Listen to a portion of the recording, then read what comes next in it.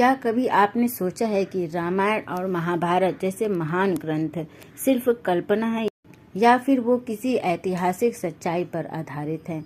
क्या भगवान श्री राम और श्री कृष्ण असल में धरती पर आए थे? क्या उनके युग के अवशेष आज भी हमारे बीच मौजूद हैं? आज के इस रहस्यमय एपिसोड में हम आपको लेकर चलेंगे एक ऐसे सबूतों और स्थानों की यात्रा पर जिनसे जुड़ी कहानियां आपको सोचने पर मजबूर कर देंगी। चलिए शुरुआत करते हैं रामायण से। भारत और श्रीलंका के बीच फैला एक रहस्यमय पत्थरों का पुल जिसे राम सेतु या एडम्स ब्रिज कहा जाता है। नासा की सैटेलाइट द्वारा ली गई तस्वीरों में ये स्पष्ट रूप से समुद्र के बीचों बीच एक लंबी पत्थरों की श्रृंखला दिखाई देती है। वैज्ञानिक मानते हैं कि ये पत्थर प्राकृतिक रूप से बने हैं, लेकिन पुराणों में कहा गया है कि ये वही पुल है जिसे भगवान राम ने वानरों की सहायता से बनाया था जब वे सीता माता को रावण के चंगुल से छुड़ाने के लिए लंका जा रहे थे। इन पत्थरों की कार्बन डेटिंग लगभग 7000 साल पुरानी बताई जाती है, जबकि समुद्र की रेत उनसे बहुत ही कम पुरानी है, यानी कि पत्थर पहले रखे गए थे, समुद्र बाद में आया।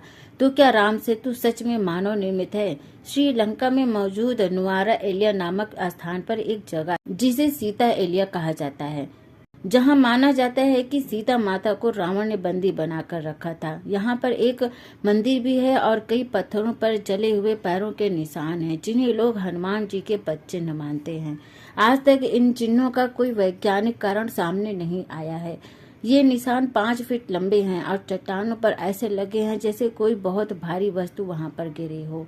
जब लक्ष्मण मूर्छित हो गए थे, हनुमान संजीवनी बूटी लेने के लिए हिमालय गए थे, लेकिन पूरी पहाड़ ही उठा लाए थे। उत्तराखंड के द्रोणगिरी पर्वत में आज भी एक विशाल खंडित पहाड़ी है, जिसे स्थानीय लोग मानते हैं कि हनुमान जी यहाँ से संजीवनी लेकर गए थे। इस पर्वत का आकार एकदम अजीब है, जैसे किसी ने उसे बीच से तोड़ दिया हो। चलिए अब महाभारत के प्रमाण और उनके रहस्यों के बारे में जानते हैं। भगवान श्री कृष्ण की नगरी द्वारका जो समुद्र में समा गई थी, 1990 के बाद से समुद्र के अंदर हुए समुद्र शास्त्रीय सर्वेक्षणों में प्राचीन महल, दीवारें, सड़कें और मंदिर मिले हैं जो समुद्र तल से 30 मीटर नीचे हैं। समुद्र में पाए गए ये ढांचे वैदिक काल के नगर नियोजन से मिलते हैं और वैज्ञानिक भी मानते हैं कि ये 5000 साल पुराने हो सकते हैं। क्या यही श्री कृष्ण की द्वारिका थी? हरियाणा का कुरुक्षेत्र, जहां महाभारत का युद्ध हुआ था, यहाँ आज भी ज्योतिषर नामक स्थान पर एक पेड़ है जिसे गीता उपदेश के समय का माना जाता है। वहीं कुरुक्षेत्र में कुछ स्थानों पर खुदाई के दौरान लोहे के शस्त्र, तीर, ताम्र के पात्र और प्राचीन नगर के अवशेष मिले हैं। इन सभी वस्तुओं की उम्र 3000 से 5000 साल आंकी गई है, लेकिन फिर भी इनका सीधा संबंध महाभारत से जोड़ पाना असंभव तो नहीं, लेकिन कठिन जरूर है। उत्तर प्रदेश के मेरठ के पास स्थित हस्तिनापुर को पांडवों की राजधानी कहा जाता है। यहाँ खुदाई में पुरानी ईंटें, मूर्तियां और महलनुमा ढांचे मिले हैं। कुछ खुदाइयों में गंगा नदी के अचानक दिशा बदलने के प्रमाण भी मिले हैं, जो महाभारत में भी वर्णित हैं। महाभारत में ब्रह्मास्त्र और नारायण अस्त्र जैसे विनाशकारी हथियारों का वर्णन है। क्या ये परमाणु बम के जैसे अस्त्र थे? राजस्थान के जैसलमेर के पास कुछ स्थानों पर असामान्य रेडिएशन और राख के अवशेष पाए गए हैं, जैसा किसी न्यूक्लियर विस्फोट के बाद होता है। कुछ वैज्ञानिक मानते हैं कि ये प्राचीन समय में हुए किसी बड़े विस्फोट का प्रमाण हो सकता है। महाभारत के बाद से कलयुग की शुरुआत मानी जाती है। आश्चर्यजनक बात यह है कि कई खगोलीय गणनाएं बताती हैं कि महाभारत युद्ध लगभग 3139 ईसा पूर्व हुआ था और इसी समय कलयुग का प्रारंभ माना गया है। इतनी सटीक गणनाएं बिना किसी आधुनिक टेक्नोलॉजी के कैसे संभव थी? भारत सरकार के ASI पुरातत्व विभाग ने भी कई बार इन स्थानों की खुदाई की है, परंतु अभी तक कोई पुष्टि नहीं हुई है कि ये सब घटनाएं इतिहास है या पौराणिक कथा है। फिर भी कई वैज्ञानिक, इतिहासकार और शोधकर्ता मानते हैं कि रामायण और महाभारत पूरी तरह से काल्पनिक नहीं हो सकते हैं। इनमें वर्णित स्थान आज भी मौजूद हैं। हजारों साल पुरानी सभ्यता के प्रमाण मिलते हैं जो आधुनिक मानकों से मेल नहीं खाते।